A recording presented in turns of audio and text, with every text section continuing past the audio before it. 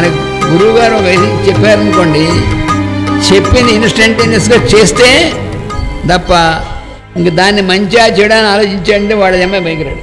లక్ష్మీచంద్ర వారితో ఆయన సన్నివేశం వచ్చే చాలా, అందులో ఒక సన్నివేశం వారి సాన్నిధ్యం అంటే మాస్టర్ గారి సాన్నిధ్యమే, ఇంకా తిరుగులేదు.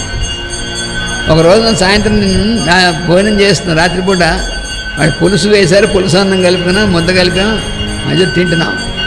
ఇందులోకి వెనక నుంచి ఇలా ఒక చెయ్యి వచ్చింది నాకు, ఇలాగా వెనక నుంచి.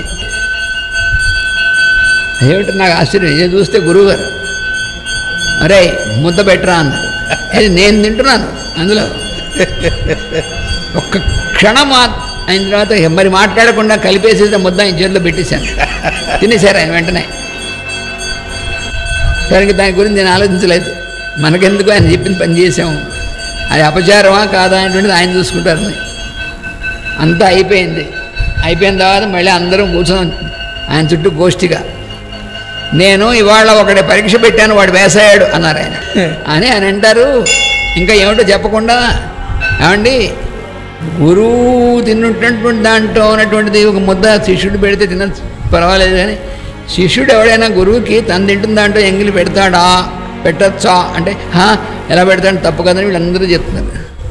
అంతా అయిన తర్వాత అప్పుడు చెప్పారు, నాకు ఇవాళ అనంతకృష్ణ పెట్టమని వాడు పెట్టేశాడు, ఏం ఆలోచించుకున్నాను, గురువు పెట్టచ్చా పెట్టకూడదని ఆలోచించలేదు, వాడు పెట్టేశాడు అన్నారు. నేను తినేశానన్నారు. నాకేసి చూశారు, నేను చేస్తాను అని చెప్పారు, చేశాను. అది తప్ప ఉప్ప నాకు సంబంధించింది కాదు.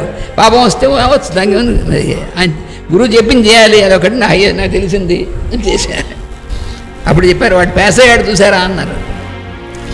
గురువుగారు అంతేగా ఆయన అనుగ్రహం చూపించారు, ఇటు పరీక్ష చేశారు, రెండు చేశారు.